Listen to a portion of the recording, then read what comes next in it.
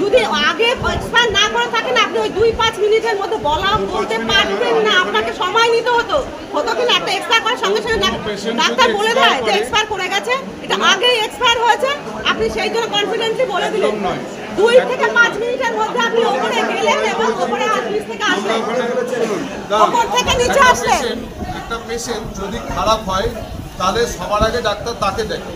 আমি সকালে গিয়ে রোগীকে দেখেছি, রোগী স্টেবল আছে। সকালে দেখেছেন, তার আগে তো পেশেন্টের যা হওয়ার হয়ে গেছে, পেশেন্টের যা হওয়ার হয়ে, তাহলে কেন জানানো হয়নি? হাওয়া দিয়ে ওটাকে ছবি করে রেখে কেন আপনি কেন জানালেন না সেটা বলেন?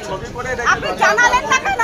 আপনি যখন বডি গার্ডে আপনি জানতে পারবেন কখন মারা গেছে, মোটামুটি টাইমটা আপনি জানতে পারবেন।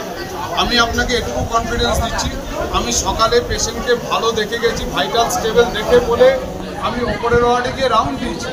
ওপরের ওয়ার্ড থেকে রাউন্ড দিয়ে ফিরে এসে পেশেন্ট খারাপ হয়েছে তখন আমরা ছুটেছি। কিন্তু তার মানে গ্যাপটা কিন্তু বেশি নয়। আপনি বলছেন দেখে গেলেন ভালো, রাউন্ড দিয়েছেন এবং আপনার আসার মধ্যে গ্যাপিংটা মডাবে যেটা হবে সেটা তো আপনাদের ডাক্তারে ইয়ে হয়ে যাবে, যেটা 8টার সময় মরেছে এটা তো আপনাদের হচ্ছে যে সেকেন্ড অ্যারেস্টের পর আমি এখানে ঢুকেছি 6:35, পেশেন্ট দেখেছি, পেশেন্ট দেখে আমি রাউন্ড দিয়েছি। 7:10 নাগাদ পেশেন্ট খারাপ হয়েছে, আমরা 7:26 পর্যন্ত 24 পর্যন্ত লড়াই করেছি। এর মাঝখানে আমাদের 8 ঘন্টা লড়াই ছিল, তারপরে পেশেন্ট এক্সপায়ার করেছে। সঙ্গে সঙ্গে ডেকে আপনাকে বলা হয়নি।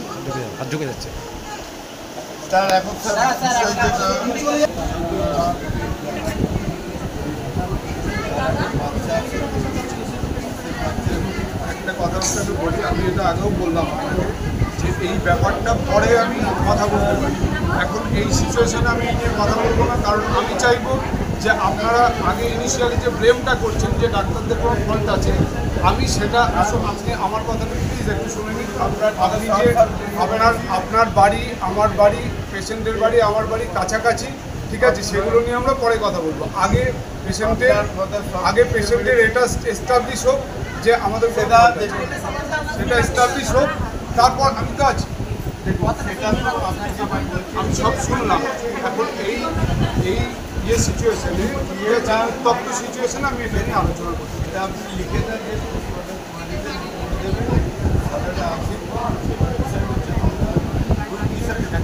একটা রুগী যখন মারা যায়, আমার রুগীও যদি মারা যেত, আমি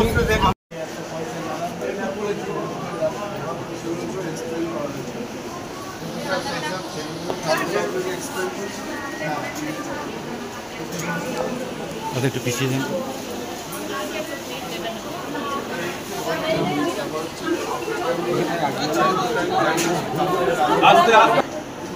সোমবার রাতে একটা অ্যাক্সিডেন্ট হয়, অ্যাক্সিডেন্টের পর পেশেন্টের ডান পায়ের ফিমার বোন এবং টিবিয়া বোন দুটোই ভেঙে যায় এবং পেশেন্টের ওপেন ফ্র্যাকচার ছিল টিবিয়াটা। ওপেন ফ্র্যাকচার থাকলে প্রিন্সিপাল হচ্ছে সবার আগে ওটা ফিক্স করে দেওয়া, আদারওয়াইজ ওইটা কমপ্লিকেশান হবে, পেশেন্টের ওপেন ফ্র্যাকচারটা ইনফেকশান হবে, আরও কমপ্লিকেশান হবে।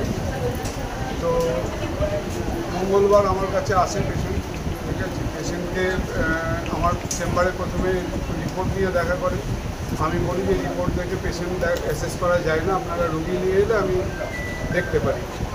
তো এসে আমি বুঝি যে হ্যাঁ, পেশেন্টের যা কন্ডিশান আছে, এই অবস্থায় পেশেন্টের ইমিডিয়েট আগে পায়ের টিবিয়া পার্টটার অপারেশন করতে হবে। যেহেতু ওপেন আছে, আমি কাউন্সেলিং করি, পেশেন্টকে ভর্তি করি।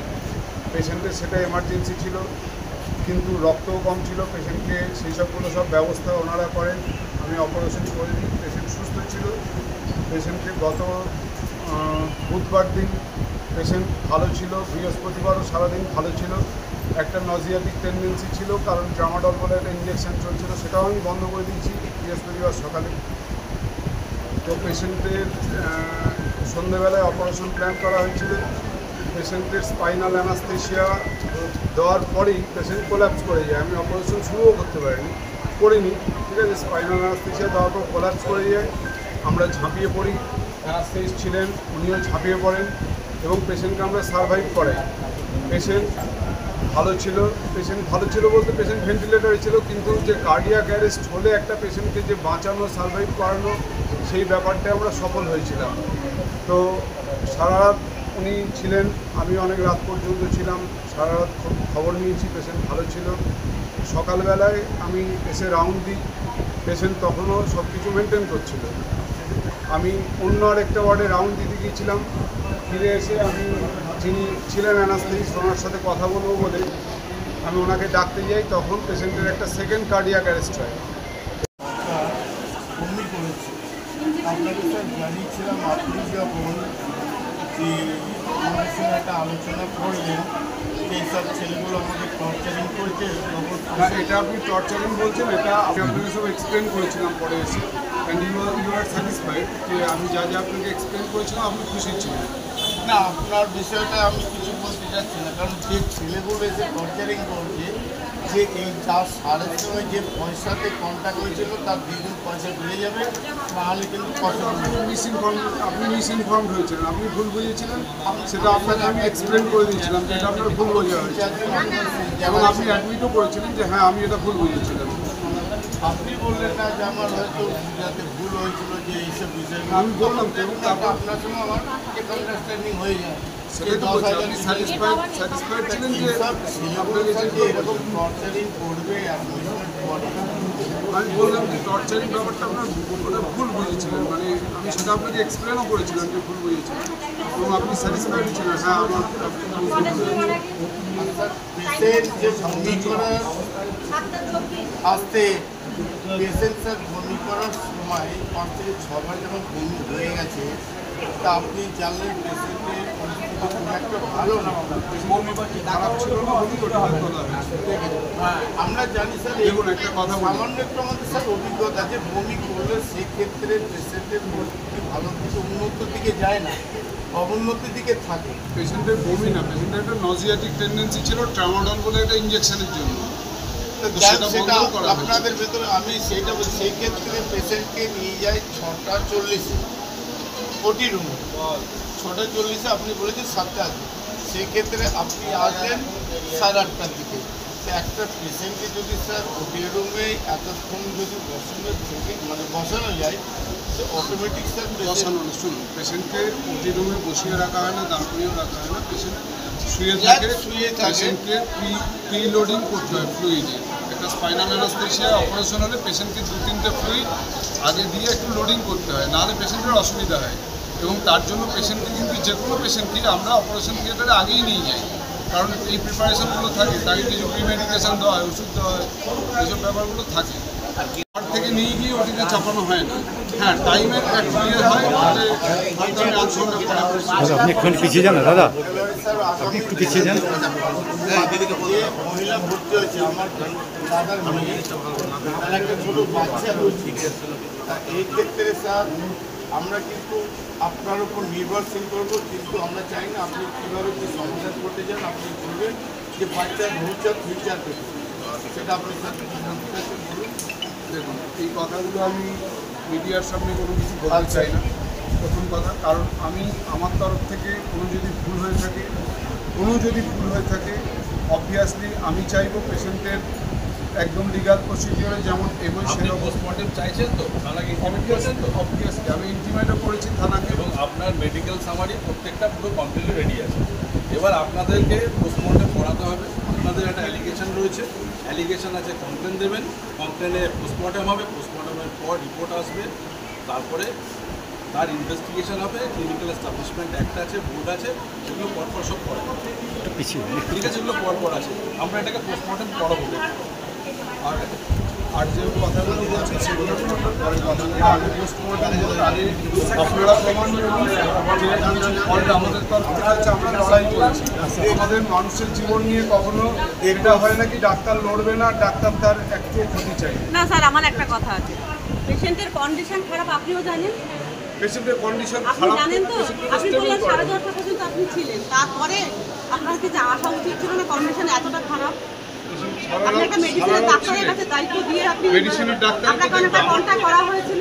আমার কথা শুনুন, আমি একজন সার্জন, ঠিক আছে, আমি মেডিসিন মানে আপনার সার্জারি করা পর্যন্তই আপনার দায়িত্ব না, তাহলে পেশেন্টের যে অবস্থা খারাপ হয়ে গেছে সেই টোটাল বিষয়টা কিন্তু আপনি বাড়ির লোকে এইখান থেকে কোনোভাবে জানানো হয়নি। বাড়ির লোককে টাইম বাড়ির লোকে বারবার বলা হচ্ছে স্টেবল হচ্ছে স্টেবল হচ্ছে স্টেবল করা হচ্ছে কার্ডিয়াক অ্যারাসিটি, সেটা আপনি সকালে মর্নিং বলেছেন, তার আগে আমাদের ধারণা তার আগে পেশেন্ট এক্সপায়ার করে গেছে, তার আগে এক্সপায়ার করে গেছে।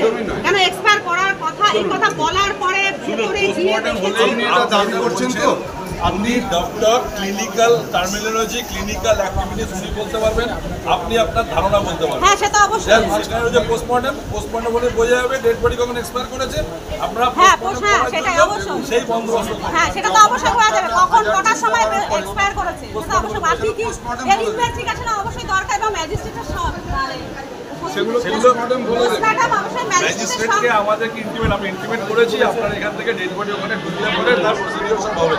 আগে আমরা এখানে ডেড বডিটাকে হসপিটালে নিয়ে যাই, পোস্টমর্টমে মর্গে যাবে, সব প্রসিডিওর যা ভিডিওগ্রাফি হবে পোস্টমর্টমের এক্সিকিউটিভ ম্যাজিস্ট্রেটের প্রেজেন্সে পোস্টমর্টম একটা আপনি যখন আসলেন আমাদের সামনে হয় ইনস্পাইট অফ যা কিছু ওষুধ, যা কিছু সাপোর্ট, সব কিছু থাকা সত্ত্বেও আমরা চেষ্টা করা সত্ত্বেও পেশেন্টকে সেকেন্ড অ্যারেস্ট থেকে আমরা আর বাঁচাতে পারিনি। তো এটাই হচ্ছে পেশেন্টের হিস্ট্রি। মানে 31 বছর মহিলা, ভীষণ দুঃখের ব্যাপার, ভীষণ খারাপ লাগার ব্যাপার বিইং আ ডক্টর। কিন্তু অনেক সময় অনেক কিছু থাকে আমাদের হাতে থাকে না, আমাদের হাতের বাইরে চলে যায়। কিন্তু আমরা ট্রিটমেন্টের দিক থেকে যা যা করা উচিত ছিল আমরা তাই করেছি। কালকের অপারেশনটার আগে ঘটেছে ঘটনাটা, অপারেশনটাও আর করা হয়নি এবং তারপরে পেশেন্টকে যা যা লাইফ সাপোর্ট দেওয়ার সব কিছু আমরা দিয়েছি এবং তারপর সকাল পর্যন্ত পেশেন্ট ভালো ছিল। সেকেন্ড অ্যারেস্টার পরে আমাদের আর কিছু মানে চেষ্টা করার পরেও কিছু আর করতে পারলাম না। পেশেন্টের বাড়ি আমার বাড়ি, দিদি আমার পরিচিত, ঠিক আছে, আমাদের বাড়ি একই জায়গায়। এখন বলছেন স্যার আপনি কিন্তু আসলে দেখা তখন মনে হয় না, আপনার পরিচয় বার করছেন এখন, বার করছেন যখন কথা বলতে যাবেন এক সেকেন্ড দাঁড়াতে পারছি না, এটা কি অন্য কিছু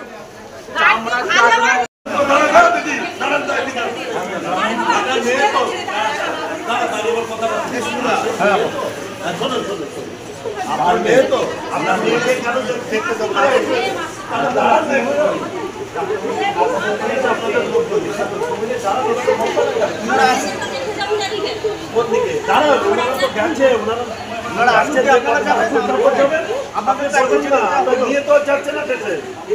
দেখবেন, আপনি দেখবেন, আপনাকে দেখাবো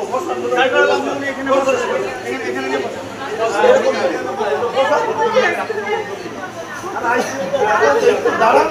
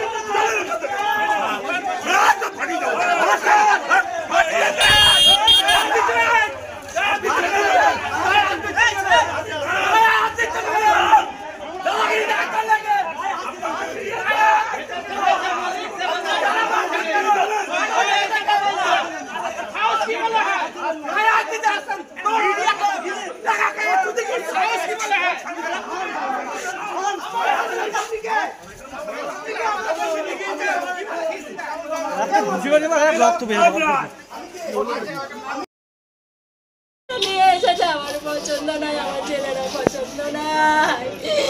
আমার ছেলে বলছে মা এখানে কেন এলো?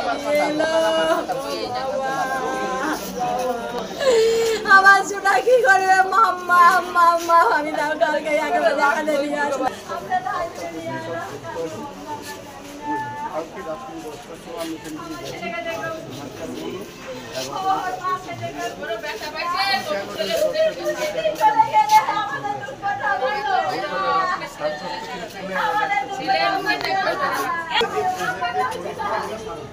খারাপ, আমরা অতি সন্ধান আমলাকে এইভাবে দেখে দিচ্ছি, অজ্ঞান হয়ে গেছে, অজ্ঞান অলরেডি ওই ছুটি মারা গেছে বাট জানায়নি।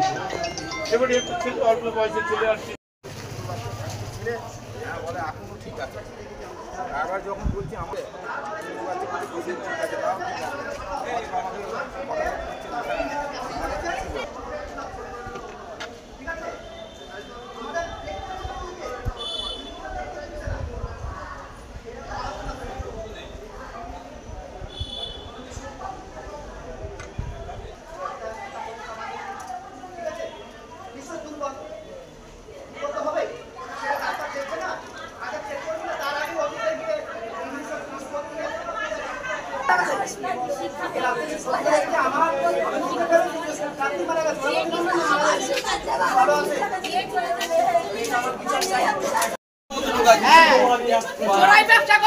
ভাঙচুর করিনি,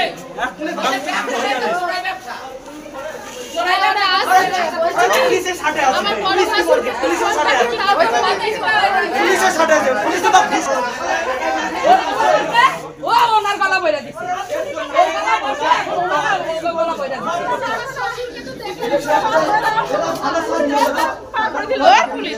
কি ঘটনাটা ঘটেছে? ঘটেছে শিমুলতলা কিছুদিন আগে টোটোর সঙ্গে আমার দিদিরা টোটো করে বাড়ি যাচ্ছিল, 4 চাকা ধাক্কা মেরেছে, 4 চাকা গাড়িও ধরা পড়েছে। এখন সেটা থানায় কী করেছে সেটা এখন ওরাই বলতে হবে। তা আমার দিদি ছিল, আমার ভাগ্নে ছিল, আমার মাসি ছিল। তা আমার মাসি আর ভাগ্নের অবস্থা অতটা ভালোই আছে, শুধু ভাগ্নের পাটা ভেঙেছে আর মাসি মাজায় লেগেছে। তা ওদেরকে পরের দিন ছুটি দিয়েছে, প্লাস্টার করে ছুটি দিয়ে দিয়েছে ভাগ্নেকে। আর দিদির দুখানা হাড় ভেঙে গেছে, পায়ের দামনা আর পায়ের গোড়ালির নিচে। তা ডাক্তার আমাদের দিগন্ত মণ্ডল হসপিটালের ডাক্তার, কৃষ্ণনগর শক্তিনগরে। তার দিগন্ত মণ্ডলের সঙ্গে কথা হয়েছে, বলছে তোমরা ভালো জায়গায় নিয়ে যাও। তারা ডাক্তারবাবু এখানে ভালো জায়গায় দিয়ে বলছে আমার ওখানেও হবে, খরচা হবে। আমার ঠিক খরচের কোনো টেনশন নেই। দিয়ে আমরা নিয়ে এসেছি, উনি কনফার্ম বলেছে যে ভালো হবে, কোনো অসুবিধা নেই। ঠিক আছে, নিয়ে আসার পর প্রথম দিন 2 দিন আগে একটা অপারেশন হয়েছে, সেটা সাকসেস হয়েছে বললো। আর ঠিক আছে, আবার একটা বললো 2 দিন পর অপারেশন হবে। আর ঠিক আছে, কালকে সকালে ফোন করছে যে আমাদেরকে বলছে যে অপারেশন হবে, রক্ত লাগবে, রক্ত নেই, রক্ত নিয়ে এসে সকালে বমি করেছে, দুটো খাবারও খেয়েছে, কিন্তু সুস্থ সবার সঙ্গে কথা বলা। বিকালেও বলেছে 7:30 নাগাদ অপারেশন থিয়েটারে ঢুকেছে। তা ডাক্তার বললো ভয়ের কোনো কারণ নেই। আমাদের ডাক্তার যখন বললো পায়ের ফ্র্যাকচার, কোনো ভয় কারণ নেই। আমি সবাইকে বাড়ি পাঠিয়ে দিই, আমি একা ছিলাম। আমাকে ঠিক 10:30 নাগাদ সবাই যখন চলে গেছে, ডাক্তারবাবু ডেকেছে। আমি গেছি উপর থেকে বলে একটু বসো, ডাক্তারবাবু কথা বলো। ডাক্তার একটু পরে বেরোলো দিগন্ত মণ্ডল, ঠিক আছে, যে পেশেন্টের অবস্থা ক্রিটিক্যাল হয়ে গেছে, শ্বাসটা অন্যরকম হয়ে গেছিলো। তা বেডে থাকলে হয়তো বাঁচানো যেত। তো আমরা অপারেশন থিয়েটারে ঢুকিয়ে দিয়েছিলাম বলে দেখ কোনো ভয়ের কারণ নেই, সব ওটা কন্ট্রোল হয়ে গেছে। আমি ডাক্তারবাবু আমি দেখবো একবার, বলে এখন না, একটু পরে দেখবো। আমার ঠিক আছে, দিয়ে বললে এখন ওকে অজ্ঞান করে রেখে দেওয়া হয়েছে। ঠিক আছে, তার ঘন্টাখানিক পর আবার বাইরে বেরিয়ে হলে ঘন্টাখানিক পর দেখাবো। আমার ঠিক আছে, ঘন্টাখানিক পর দেখাবো। আইসিইউতে দেবে বলেছে, তখন দেখাবো। 1 ঘন্টা যায়, আমি ওপরের রিসেপশন থেকে বলি যে আমি দেখতে যাবো, ডাক্তারবাবু তো বলছে দাঁড়া আমি ফোন করে কনফার্ম করি। বলছে এখন না একটু পরে, এখন না একটু পরে। হ্যাঁ ঠিক আছে, সে 10-5 মিনিট এদিক ওদিক হতেই পারে। তো আমি লাস্টে যখন 12টা 10-15 নাগাদ যাই, গিয়ে দেখি ফটো তোলা আছে আমার 12টার সময়। সিচুয়েশান খারাপ আমি বুঝতে পারি। আমার বাইরের লোককে সব গার্জেনকে ইনফর্ম করি, ওরা সব আসে, রাত্রবেলা সব ছিল। তা আমার সঙ্গে রাত যখন 11টার সময় ডাক্তার যখন বেরিয়ে যায়, দেখা হয়, ডাক্তার বলে ভয়ের কোনো কারণ নেই, সব ঠিক আছে, কোনো টেনশন নেই তোমরা। আর ঠিক আছে ডাক্তারবাবু, উনি বেরিয়ে গেছে। সকালবেলা এসেছে, সকালবেলা বলে ভয়ের কোনো কারণ নেই, পড়ে গেছে। ওই বলছে ভয়ের কোনো কারণ নেই। ঠিক 10-15 মিনিট পরে এসে বলছে আর নেই। এটা হচ্ছে ভুল ডাক্তারের। যিনি মারা গেছেন তিনি কি হন আপনার? ওটা হচ্ছে আমার দিদি হয়। দিদির নাম কি? বাসন্তী দাস, বয়স 31 বছর। বাড়ি কোথায়? বাড়ি বাপের বাড়ি বলার দিঘি, শ্বশুর বাড়ি হচ্ছে মহেশগঞ্জ হসপিটালের পাশে। কবে ভর্তি করেছিলেন এখানে? এটা সোমবার, মঙ্গল হবে এখানে। এখানে। আর আজকে বলছে যে মারা গেছে। মঙ্গলবারই অপারেশন হয়েছে একটা, হ্যাঁ। ঠিক আছে। আবার বলছে দুদিন পরে হবে। দুদিন পর কালকে অপারেশন হওয়ার কথা, কিন্তু অপারেশনটা হয়নি। অপারেশন না হয় দিদি মারা গেছে। মানে ডাক্তারের এটা পুরো ভুল ট্রিটমেন্ট, মানে ডাক্তারের গাফিলতির এটা জন্য। পুরো ডাক্তারের গাফিলতি। কি চাইছেন এখন আপনারা? ডাক্তার আসবে, তারপর এখান থেকে বডি বেরোবে, ঠিক আছে। আর পোস্টমর্টম হবে, ডিএম থাকবে, কালেক্টর, সব কিছু থাকবে, সব অফিসার থাকবে। তারপর পোস্টমর্টম ওদের সামনে হবে, এমনকি আমাদের বাইরের লোকও থাকবে। আপনার নাম কি? আমার নাম সমুদ্র দালাল, আমার বাড়ি নবদ্বীপ। কি ঘটেছে? ঘটনাটা একটা রোগীর দুটো ফ্র্যাকচার ছিল, সেটা নিয়ে এসে পেশেন্ট মঙ্গলবার ভর্তি হয়েছিল।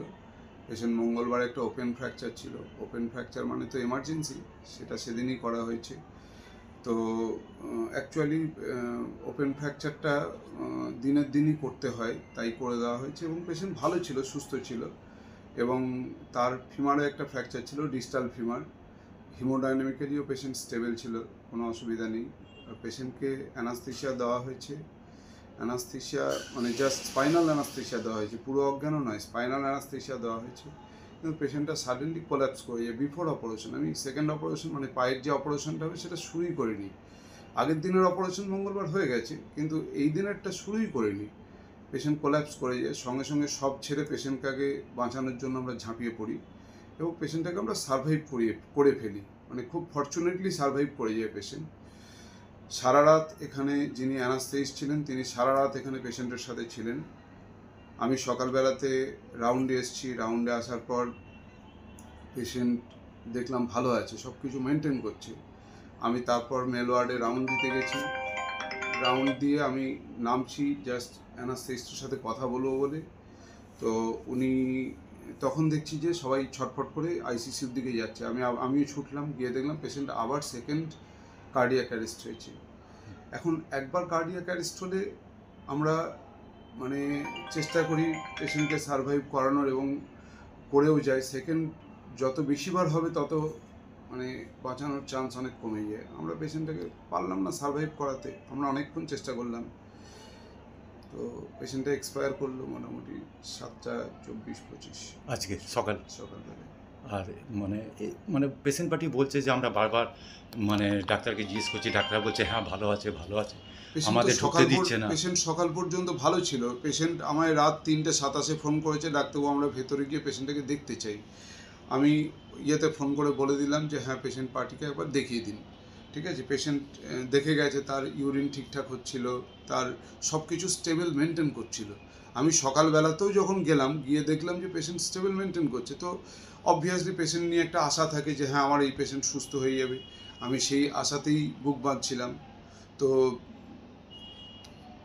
কী করব, সব কিছু তো মানুষের হাতে থাকে না, আমরা তো আফটার অল মানুষ। আপনার নাম আর ডেজিনেশনটা?